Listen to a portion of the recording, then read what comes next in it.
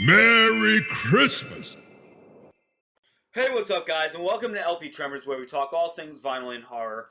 And Merry Christmas, Happy Holidays, whatever the hell you guys celebrate. And given it's the holiday season, Christmas is right around the corner.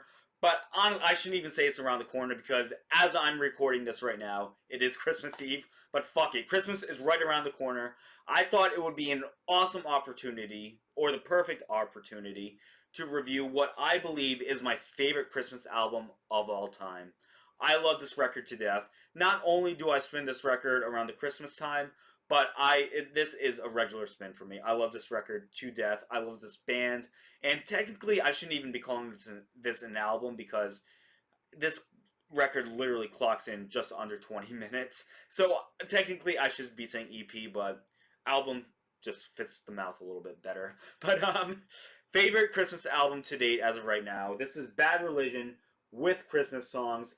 This was released on October 29th of 2013 via Epitaph Records, and Epitaph Records, there's really no surprise there when it comes to Bad Religion.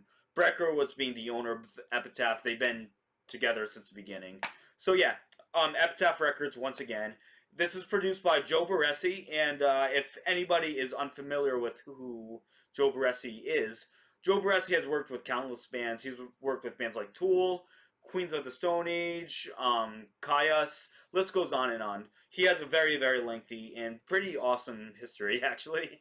But given that Bad Religion is no stranger to lineup changes, this particular lineup has not changed since 2004's Empire Strikes First.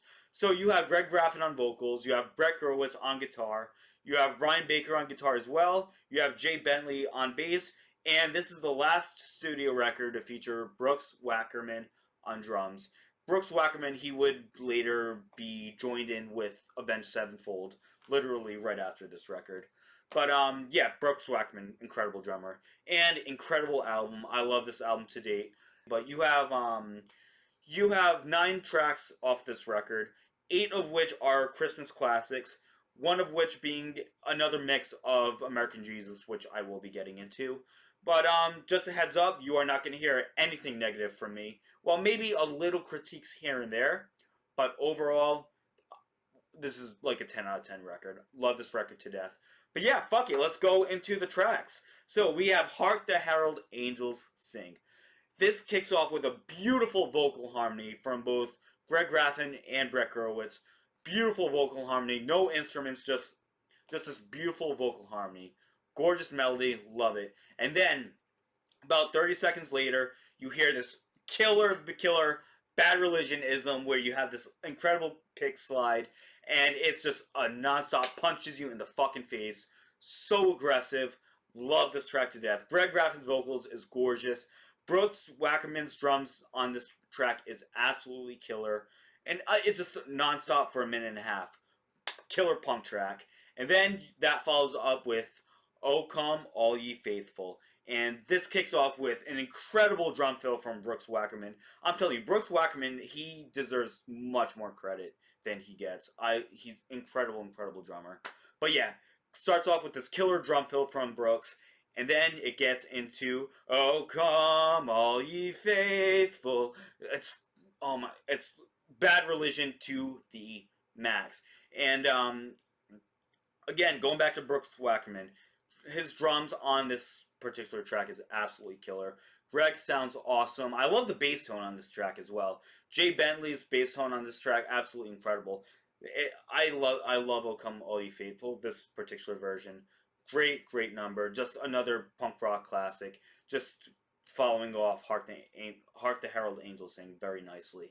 Then we get to O Come Emmanuel. Now, this is a little change for this record because the first 2 tracks they were very aggressive, very punchy.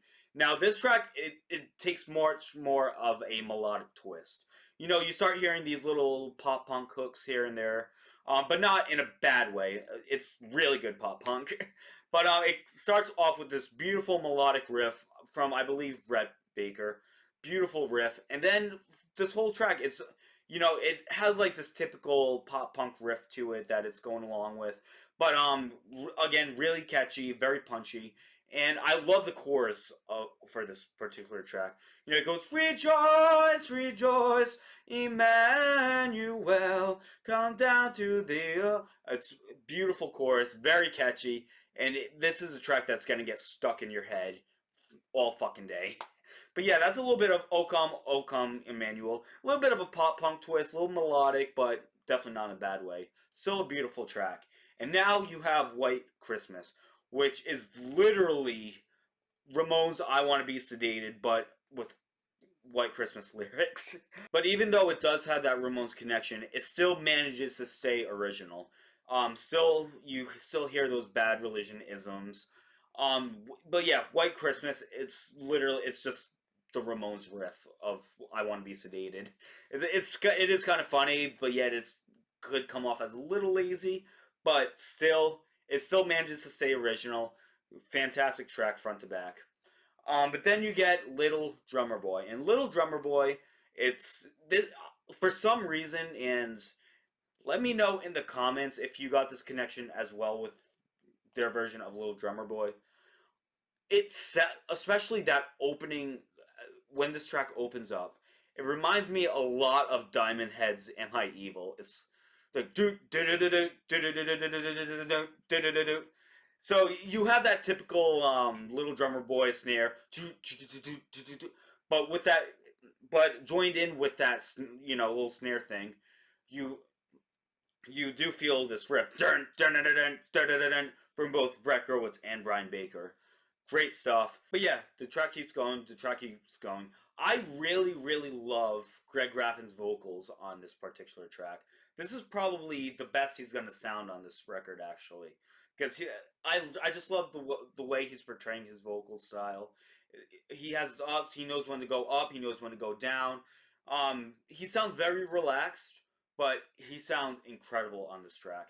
So Greg Graffin is definitely the main MVP of this particular track. But yeah, you still hear those Bad Religion isms that I was mentioning. All in all, great track. Then you have what I believe is my favorite track off this record, and this is "God Rest Ye Merry Gentlemen." Now it's going back to aggressive. You know, it stayed a little bit melodic between the last three tracks, but now this is probably the heaviest that Bad Religion is going to get on this record. Greg Graffin sounds aggressive as all fucking hell, and it's just so. I love the chord progressions on this track. Very heavy riff from Brett Gurewitz and Brian Baker. But again, going back to the Brooks Wackerman again, his drums again are all top notch. I can't even say who's the MVP of this track because I feel like all five members really kick it up notch with this track. It's loud, it sounds aggressive, it's very heavy. Love this track to death. My favorite track off this particular record. Then you get to What Child Is This? Going back to more of the melodic feel, kind of like the O Come Emmanuel thing that I was mentioning. You have these pop punk hooks, very catchy track. Again, same thing with O Come Emmanuel. Those two tracks are probably the most catchiest you're gonna feel off this record. But yeah, it's going over this pop punk type of feel. Still really good. But yeah, no, I don't hear much of a difference between this track and O Come Emmanuel. Not a bad thing, just not really doing anything new here. And then it comes to Angels We Have Heard on High. And kind of like the same thing. This is probably the most unmemorable track off of this record, but still, it's still a banger of a track. It stays melodic, doing that melodic thing that What Child Is This is doing. But still, I think it's because of that. It's just not the most memorable track off this record. But you're still gonna have a fucking awesome time. I'm going to mention the chorus off of this particular track because the chorus is absolutely punchy. It's so catchy. But then we get to the last track off this record, which is an Andy Wallace mix of American Jesus. And now this particular mix, this is something that could have easily just could have been brushed off this record, because I love American Jesus. I love this track to death. Great Bad Religion track. Off of my favorite Bad Religion record, Recipe for Hate. But yeah, this is an incredible track, but I don't hear much of a difference between the Andy Wallace mix and the mix we hear off of Recipe for Hate. I just don't hear much of a difference here. I feel this version is a bit more polished. I definitely hear the bass and the drums kick it up a notch a little bit, but overall, not much of a difference here. I don't hear a whole hell of a lot between this one and Recipe for Hate. But all in all, this is still a fantastic track. I'm not mad that this track is, you know, pushed onto this record. But it definitely falls. It does feel a bit unnecessary. But all in all, awesome, great. I'd love to have American Jesus. But yeah, there you go. You have 9 tracks here. 8 of which are Christmas classics, and then you have American Jesus to close out the record. Still a fantastic track. I'm probably, as an honest rating, probably gonna give this a strong 4.5 out of 5. Great, great album. As the album progresses, you're not really hearing anything too new here, but all in all, this is just a fantastic Bad Religion record. Love this record to death. So 4.5 out of 5. Classic, classic record. So there you go. Just a little overview on Bad Religion's Christmas songs. Personally, my favorite Christmas album of all time. Classic, classic record. In the comments below, please let me know what you think of Bad Religion's Christmas songs. I would love to read your comments. But yeah, I mean, like, subscribe if you like what you see. I mean, I'm not gonna talk to you like you're fucking 5. Do whatever the hell you want. But yeah, I hope you enjoyed this review. I definitely had a blast doing it, and I'm gonna have even more of a blast spinning this record once again. But yeah, while I'm here, let me tell you about what's coming up with the channel. So we got I have the Iron Maiden review series with Peter Jones. We're gonna be reviewing Power Slave. We're planning on next Monday, given the holidays, the holidays. But Power Slave, that should be up by next week. Friday the 13th review series, we're gonna be reviewing me, Ryan Gavalier, and Davey Gallagher. We're continuing the Friday the 13th series. Right now, we are going to be reviewing Jason Goes to Hell. That should be out by next week as well.